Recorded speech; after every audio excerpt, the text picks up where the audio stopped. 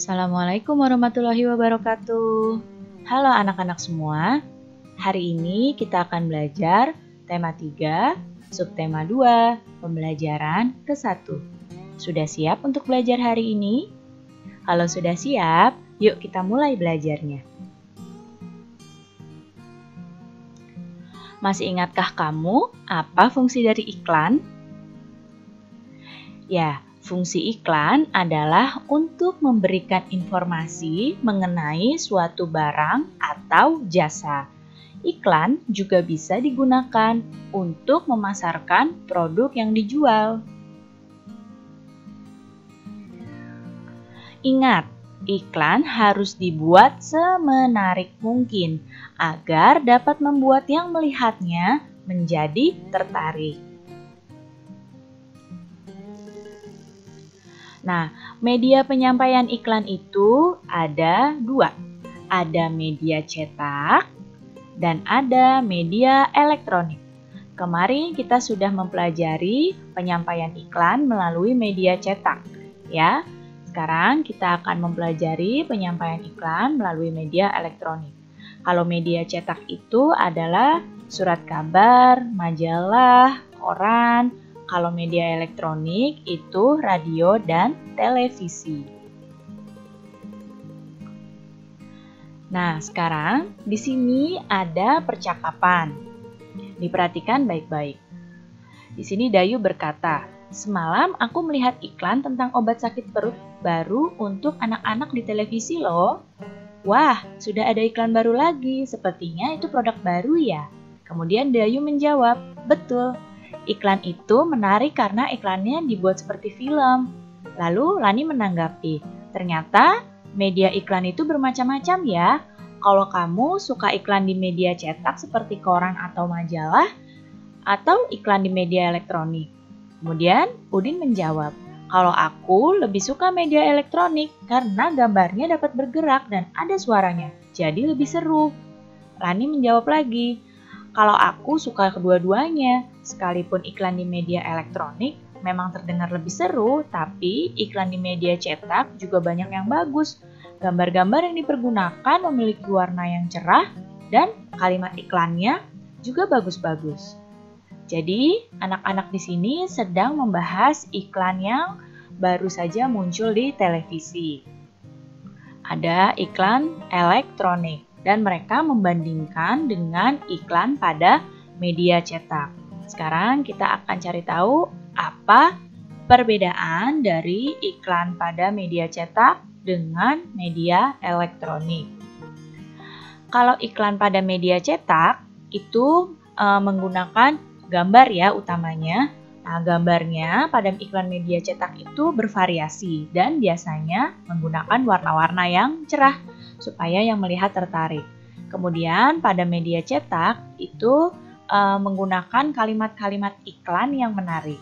Sedangkan pada media elektronik di sini gambar iklannya itu dapat bergerak ya, karena bisa kita lihat di televisi. Dan juga kelebihannya iklan pada media elektronik itu memiliki suara.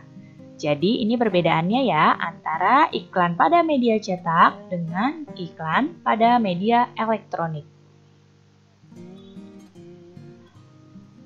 Pernahkah kamu mengalami perut melilit atau mual seperti gambar di samping? Jika kamu pernah mengalaminya, berarti ada gangguan pada organ pencernaanmu. Gangguan pada organ pencernaan umumnya berhubungan dengan makanan yang kita makan dan juga cara makan yang tidak sehat. Apa saja gangguan pada organ pencernaan? Kita hanya akan membahas beberapa. Yang pertama, ini gangguan pada organ pencernaan itu ada MAH, kemudian ada appendicitis, ada sembelit, ada juga tifus. Jadi, ini adalah gangguan pada organ pencernaan. Ya, kita akan membahas beberapa saja. Yang pertama adalah MAH. Nah, lihat di sini gambarnya. MAH adalah penyakit nyeri yang berasal dari lambung. Penyebab MAH adalah pola makan tidak teratur, luka pada lapisan lambung, infeksi bakteri, dan juga stres.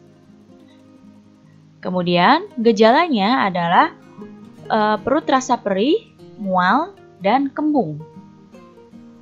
Nah, cara mengatasi MAH yaitu dilakukan dengan minum obat sesuai dengan resep dokter dan makan secara teratur. Lihat di sini pada gambar yang sebelah kiri ini adalah lambung yang sehat. Ya, sedangkan yang sebelah kanan, lihat panahnya, ini adalah lambung yang terkena MAH. Tampak di sini lambungnya seperti ada luka-lukanya. Nah, ini ada luka-luka pada lambung ini yang membuat kita terasa sakit dan perih perutnya. Ya, kalau lambung yang normal ini seperti ini. Kalau lambung yang terkena MAH seperti ada lukanya di dalamnya. Kemudian yang selanjutnya adalah apendisitis. Nah, apendisitis adalah peradangan yang terjadi pada usus buntu karena infeksi. Penyebab penyakit ini belum diketahui secara pasti, tapi diperkirakan karena tersumbatnya pangkal usus buntu oleh kotoran. Gejalanya adalah sakit di perut sebelah kanan bawah dan juga penderita mengalami demam dan hilang nafsu makan. Perhatikan di sini yang mana sih usus buntu itu? Pada gambar dilihat usus buntu ini yang dilingkari ini. Lihat di sini. Usus buntu ini yang dilingkari ini. Nah, kalau diperbesar akan seperti yang sebelah kiri. Ini usus buntu yang normal. Ya, ini adalah usus buntu yang normal. Nah, usus buntu yang sedang mengalami peradangan ini seperti yang sebelah kanan. Lihat di sini. Usus buntu yang mengalami sebelah kanan ini seperti yang pada sebelah kanan. Ya, yang Ibu tunjuk dengan panah. Nah, yang seperti ini usus buntunya penderitanya akan demam dan akan mengalami sakit perut yang sangat itu di perut kanan bawah. Lalu bagaimana pengobatannya? Pengobatan penyakit ini adalah melalui operasi pengangkatan usus buntu. Jadi usus buntunya dipotong, dioperasi, ya, agar sakitnya hilang. Kalau dibiarkan usus buntu ini tidak dioperasi, akan menyebabkan fatal, bahkan bisa menyebabkan kematian jika tidak segera ditangani. Kemudian yang selanjutnya adalah sembelit. Nah, apa sih sembelit itu? Sembelit atau konstipasi adalah penyakit sulit buang air besar. Penyebabnya adalah kurang mengkonsumsi makanan berserat dan pola makan yang kurang baik. Gejalanya adalah sakit perut dan ketika buang air besar itu merasa tidak tuntas dan feses terasa keras dan menggumpal. Nah, lihat di sini. Pada penyakit sembelit itu air yang diserap pada usus besar itu terlalu banyak. Akibatnya fesesnya menjadi keras, ya. Kenapa bisa begini? Karena kurang makan makanan berserat seperti buah dan sayur. Nah, bagaimana pengobatannya? Pengobatan penyakit sembelit ini hanya dengan mengubah pola makan. Jadi, yang terkena penyakit sembelit ini harus memperbanyak mengkonsumsi makanan yang berserat, seperti sayur-sayuran dan buah-buahan, supaya penyerapan air pada usus besarnya itu kembali normal. Yang selanjutnya, tipes. Nah, tipes ini merupakan penyakit peradangan pada usus halus. Penyakit ini disebabkan oleh bakteri Salmonella typhi yang menyebar melalui makanan dan minuman yang terkontaminasi. Biasanya Salmonella typhi ini ada pada makanan dan minuman yang kurang bersih. Nah, gejala orang yang terkena tipes adalah demam tinggi, suhu tubuhnya tuh tinggi, badannya menggigil, kemudian dia lemah dan disertai mual serta sakit kepala.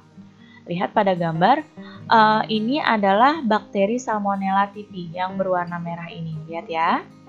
Nah, bakteri ini kalau sudah masuk ke usus halus dan ini bisa menyebabkan penyakit tipes. Ini seperti ini bakterinya. Pengobatannya adalah dengan mengkonsumsi obat dari dokter dan menjaga kebersihan makanan dan minuman yang dikonsumsi. Lalu bagaimana cara memelihara organ pencernaan kita? Yang pertama, mengkonsumsi makanan bergizi seimbang. Kemudian, yang kedua, membiasakan pola makan yang teratur. Selanjutnya, menjaga kebersihan makanan dan juga alat makan kita. Yang keempat, mengkonsumsi makanan yang mengandung banyak serat seperti buah dan sayur. Karena buah dan sayur itu bagus untuk pencernaan dan untuk kesehatan tubuh kita. Dan mencuci makanan sebelum dimasak. Jadi biar bersih, dicuci dulu bahan makanannya ya sebelum dimasak. Dan yang keenam, mengurangi makanan yang mengandung pengawet dan juga pewarna buatan. Jika selalu memelihara organ pencernaan dengan baik, dijalankan, kita kesehatan organ pencernaannya pasti terjaga. Baik anak-anak, cukup sekian ya penjelasan Ibu kali ini. Mudah-mudahan kalian dapat paham dan mengerti. Terima kasih anak-anak semua, sampai jumpa lagi. Wassalamualaikum warahmatullahi wabarakatuh.